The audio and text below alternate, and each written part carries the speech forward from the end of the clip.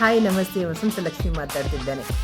ಸೌಂದರ್ಯ ತಜ್ಞೆಯಾಗಿ ಯಾವ ರೀತಿಯಲ್ಲಿ ಬಾಹ್ಯವಾಗಿ ನಮ್ಮ ಸೌಂದರ್ಯವನ್ನು ಮನಸ್ಸಿನ ಮೂಲಕದಲ್ಲಿ ನಾವು ಸೌಂದರ್ಯವನ್ನು ಮುಖದಲ್ಲಿ ಕಾಣಿಸ್ಕೊಳ್ಬೋದು ಅನ್ನೋದ್ರ ಬಗ್ಗೆ ನಾನು ಕಳೆದ ಎಪಿಸೋಡ್ನಲ್ಲಿ ಮಾತಾಡಿದ್ದೆ.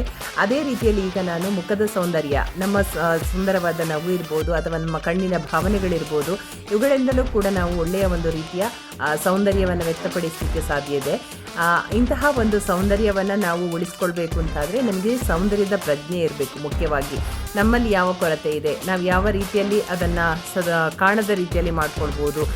ಒಂದಷ್ಟು ಕಲೆಗಳಿರ್ಬೋದು ಅಥವಾ ನಮಗೆ ಗೊತ್ತಿರದೇ ಬಂದಂತಹ ಕೆಲವೊಂದು ನ್ಯೂನತೆಗಳಿರ್ಬೋದು.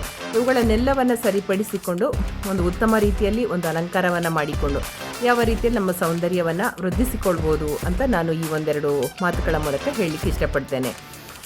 ನಿಜವಾಗಿಯೂ ನಮಗೆ ಗೊತ್ತಿರದೆ ಅಥವಾ ನಮಗೆ ಗೊತ್ತಿದ್ದೋ ಒಂದಷ್ಟು ನ್ಯೂನತೆಗಳು ನಮ್ಮಲ್ಲಿರ್ತದೆ. ಕಣ್ಣಿನ ಸೌಂದರ್ಯ ಇರ್ಬೋದು ಅಥವಾ ಕಣ್ಣಿನ ಸುತ್ತ ಆಗುವಂತಹ ಕಲೆಗಳು, ಇವುಗಳು ಒತ್ತಡಗಳಿಂದ ಬರುವಂತಹದ್ದು ಅಥವಾ ನೀರಿನಾಂಶ ಕೊರತೆಯಿಂದ ಬರುವಂತಹದ್ದು. ಈ ರೀತಿಯಲ್ಲಿ ಹಲವಾರು ಸಮಸ್ಯೆಗಳನ್ನು ನಾವು ಕಾಣ್ತೇವೆ. ಮೂಗಿನಲ್ಲಿ ಯಾವುದಾದ್ರೂ ಸಮಸ್ಯೆಗಳಿರ್ಬೋದು, ಕಲೆಗಳಿರ್ಬೋದು ಅಥವಾ ಹಣೆಯ ಅಗಲ ಇರುವಂತಹದ್ದು ಇರ್ಬೋದು. ಇವೆಲ್ಲವೂ ಕೂಡ ಕೂದಲಿನ ಸಮಸ್ಯೆ ಇರ್ಬೋದು, ಕೂದಲು ಇದ್ದು ಬಿಳಿಯಾಗಿರುವಂತಹ ಸಮಸ್ಯೆಗಳಿರ್ಬೋದು. ಇವೆಲ್ಲವನ್ನು ನಾವು ಸರಿಯಾದ ರೀತಿಯಲ್ಲಿ ಒಂದು ನಮ್ಮನ್ನೇ ನಾವು ದೃಷ್ಟಿ ಇಟ್ಟುಕೊಂಡು ಒಂದು ಕನ್ನಡಿಯ ಮೂಲಕದಲ್ಲಿ ನಾವು ಸೂಕ್ಷ್ಮವಾಗಿ ಗಮನಿಸಿದ್ರೆ ನಮ್ಮಲ್ಲಿ ಯಾವ ಕೊರತೆ ಇದೆ ಅಥವಾ ನಮ್ಮಲ್ಲಿ ಸೌಂದರ್ಯ ಯಾವುದರಿಂದ ಚೆಂದ ಕಾಣ್ತಾ ಇದ್ದೇವೆ ನಾವು, ಇವುಗಳನ್ನು ಒಂದಷ್ಟು ಆಳವಾಗಿ ನಾವು ನೋಡಿದಾಗ ಅಂತಹ ಒಂದು ಕೊರತೆಗಳನ್ನು ಯಾವ ರೀತಿಯಲ್ಲಿ ನಾವು ಯಾವ ಒಂದು ಅಲಂಕಾರಿಕ ವಸ್ತುಗಳನ್ನು ಉಪಯೋಗಿಸಿಕೊಂಡಾಗ, ಈಗ ಮೂಗುತಿ ಅಂತ ಹೇಳುವಂಥದ್ದು, ಇದು ಕೂಡ ಯಾವ ರೀತಿಯಲ್ಲಿ ಧರಿಸಿದರೆ ನಾವು ಚೆಂದ ಕಾಣ್ತೇವೆ. ಅದೇ ರೀತಿ ನಮ್ಮ ಕಿವಿಯ ಆಭರಣಗಳಿರ್ಬೋದು, ಇದು ಕೂಡ ಮುಖ್ಯವಾಗಿರ್ತದೆ. ಯಾವ ರೀತಿಯಲ್ಲಿ ನಾವು ಆಭರಣಗಳನ್ನು ಧರಿಸ್ತೇವೆ, ಈ ಒಂದು ನಮಗೆ ಅದು ಕೂಡ ಮುಖ್ಯವಾಗಿರ್ತದೆ. ಅದೇ ರೀತಿ ನಮ್ಮ ಕಣ್ಣಿನ ಸೌಂದರ್ಯಕ್ಕೆ ಮುಖ್ಯವಾಗಿ ನಾವು ಹಾಕುವಂತಹ ಕಾಜಲ್ಗಳಿರ್ಬೋದು, ಕಾಡಿಗೆಗಳಿರ್ಬೋದು, ಯಾವ ರೀತಿಯಲ್ಲಿ ಹಾಕಬೇಕು, ಯಾವ ರೀತಿಯಲ್ಲಿ ಎಷ್ಟು ಪ್ರಮಾಣದಲ್ಲಿ ಅದನ್ನು ಹಾಕಿದರೆ ನಾವು ಚೆಂದ ಕಾಣ್ತೇವೆ, ಇದು ಕೂಡ ಮುಖ್ಯ ಆಗಿರ್ತದೆ.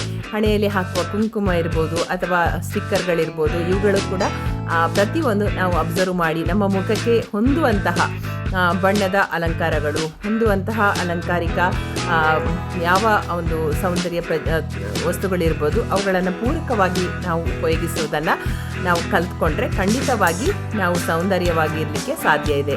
ಯಾವ ಮಹಿಳೆಯರು ಕೂಡ ನಾನು ಸೌಂದರ್ಯ ಇಲ್ಲ ಅಥವಾ ನಾನು ಕುರೂಪಿಯಾಗಿದ್ದೇನೆ ಅನ್ನುವಂತಹದ್ದನ್ನು ನಾವು ದೂರವಿರಿಸಿಕೊಂಡು ನಾವು ಒಳ್ಳೆ ರೀತಿಯಲ್ಲಿ ಒಂದಷ್ಟು ಅಲಂಕಾರಗಳನ್ನು ಮಾಡಿಕೊಂಡು ಖುಷಿಯಿಂದ ಇರ್ಬೋದು ಅನ್ನೋದನ್ನು ಹೇಳ್ತಾ ಈ ಒಂದು ಎಪಿಸೋಡ್ನ ಮುಗಿಸ್ತಾ ಇದ್ದೇನೆ. ಕೇಳಿದ ಎಲ್ಲರಿಗೂ ಕೂಡ ಧನ್ಯವಾದಗಳು. ನಾನೊಂದಷ್ಟು ನನ್ನ ಚಾನಲ್ನಲ್ಲಿ ಒಂದೊಂದು ಒಳ್ಳೆಯ ವಿಷಯಗಳನ್ನು ಹಂಚಿಕೊಳ್ತಾ ಇದ್ದೇನೆ. ನಿಮಗೆ ಇಷ್ಟವಾಗಿದ್ದರೆ ಪ್ರತಿಕ್ರಿಯಿಸಿ, ಒಂದಷ್ಟು ಕಮೆಂಟ್ಗಳನ್ನು ಹೇಳಿ.